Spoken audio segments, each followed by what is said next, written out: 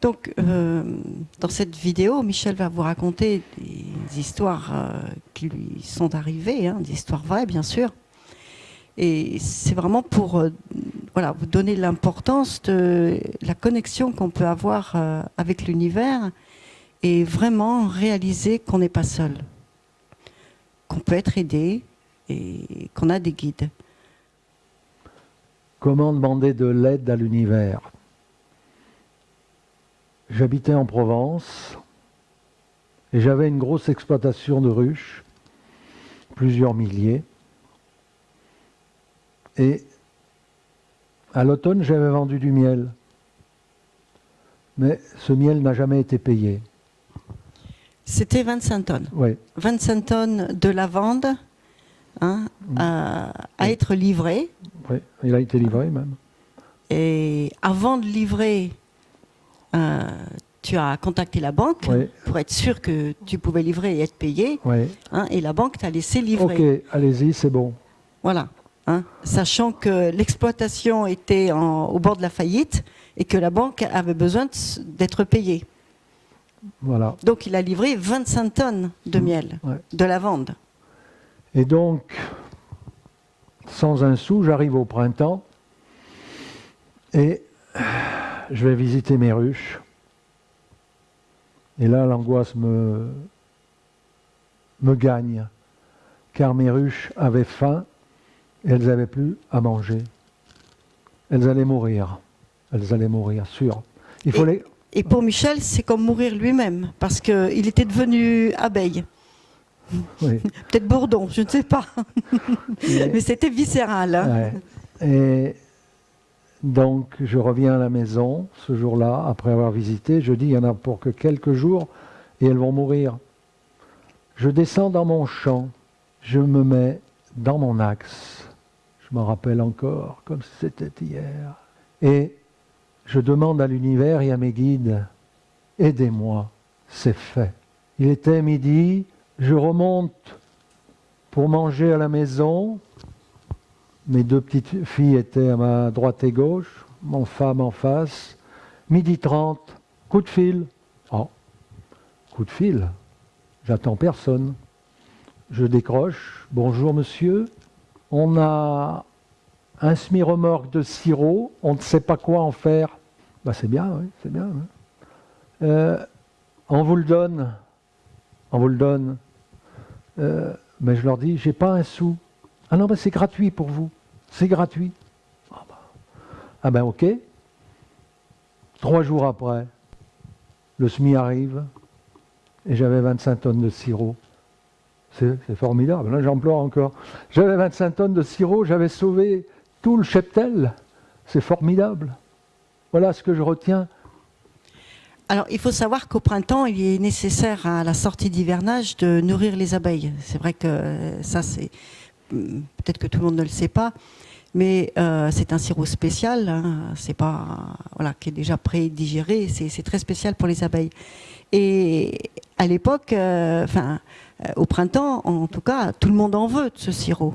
Donc, s'il avait été fait en trop, en surplus, il aurait été vendu très facilement. Ouais.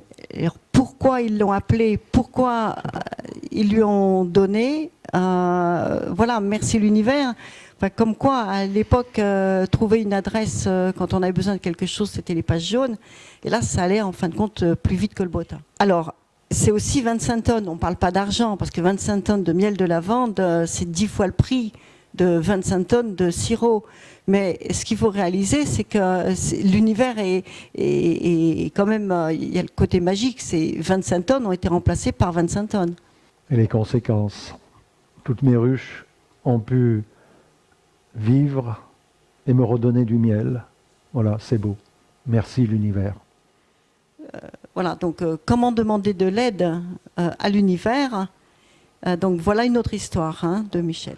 Je transhumais des ruches ce jour-là, de la Provence à l'Isère. On était au printemps, j'étais tout seul, j'avais 18 ans. Et je transhumais mes 48 ruches à cette époque, et j'allais les déposer dans un rucher dans l'Isère pour la mielée d'acacia et de colza. C'était un rucher assez difficile et j'arrivais au rucher et je commençais à décharger toutes mes ruches et la pluie se mit à tomber. Attends, t'avais quel âge là? 18 ans, Voilà, 18 ans, 65.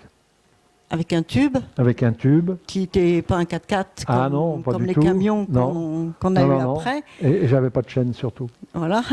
Donc il faisait beau en partant de Provence. Tout à fait. Hein, et tu as eu 3 heures de route, c'est ça? 4 heures de route, 4 heures de la route. Provence à l'Isère. Et donc là, tu arrives à minuit, c'est ça? Minuit et demi.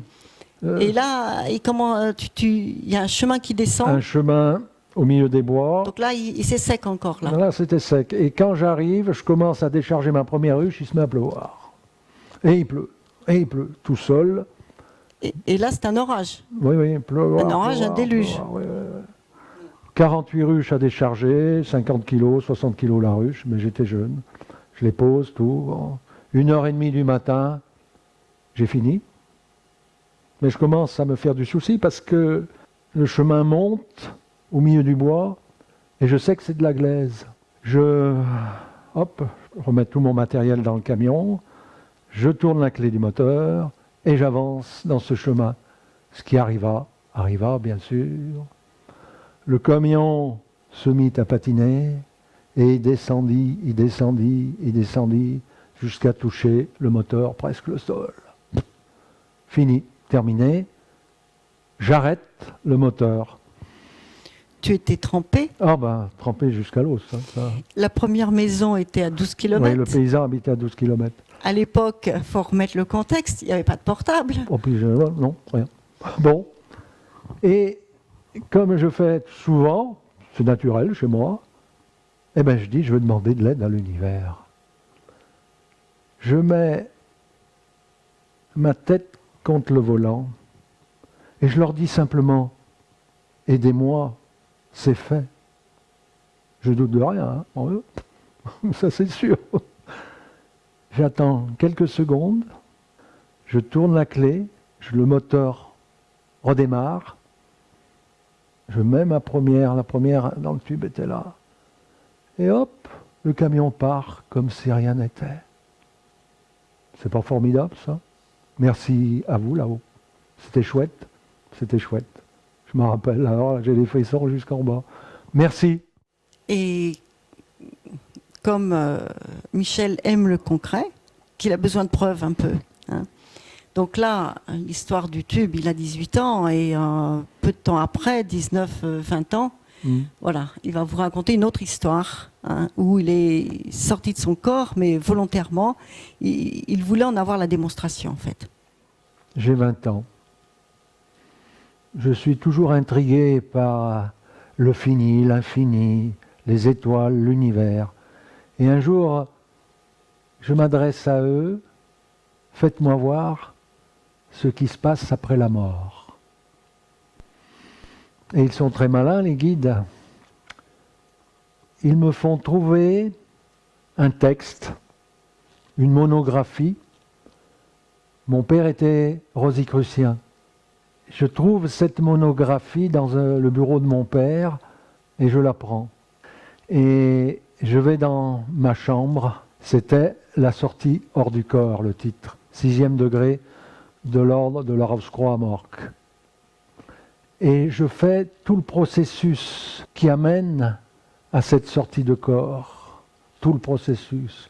Son voyelle, faire abstraction de son corps. Et la finalité, demander à sa conscience de sortir de ce corps. Et c'est ce que j'ai fait. Je lui ai demandé, conscience, veux-tu sortir de mon corps? Et là, immédiatement, je me reconnecte. La sensation de mes pieds, la conscience de mes pieds s'élève, tout doucement, suivi par mes jambes, suivi par tout mon corps. Et la conscience de cet infini se trouve au plafond. Et j'avais la sensation que c'était mon corps physique qui était au plafond, dans sa totalité. Mais en définitive, c'était que ma conscience qui était au plafond. Et j'ai ouvert les yeux et j'ai vu ce corps physique en bas. Et j'ai eu peur, car c'est une sensation de mort où le cordon d'argent se coupe et je n'étais pas préparé. Et immédiatement, j'ai réintégré ce corps physique. Mais j'avais vu ce qui allait se passer à ma mort. Et en prenant conscience, je serai plus près ce jour-là quand je partirai. Merci à vous qui m'avez permis de vivre tout cela. Merci. On peut donc faire des voyages, ne pas rester au plafond et avoir des intentions pour revivre certaines choses du passé, pour arriver à mieux les comprendre, du passé dans cette vie-ci ou du passé dans des vies passées. Donc nous nous servons de l'hypnose et des méditations guidées ici lors de nos stages sans passer par la sortie de corps. À chaque fois quand Michel raconte son histoire, il est assez bref en disant j'étais sur mon axe. C'est-à-dire qu'il sort de chez lui pour l'histoire du Smirmorque, il se met sur son axe, il demande à l'univers, une demi-heure après, l'univers répond. Le camion lisé, c'est pareil, c'est rapide. Il se met, il le dit encore, il met la tête sur le volant, il est vraiment à l'intérieur de lui-même, sur son axe, c'est profond, et l'univers répond rapidement. Ce qu'on enseigne ici à nous les humains, c'est que c'est vraiment d'être sur son axe. Comment être sur son axe? Comment être dans la profondeur de son être? C'est pour ça que quand on fait des méditations guidées, c'est de l'hypnose, on ne commence surtout pas par ça.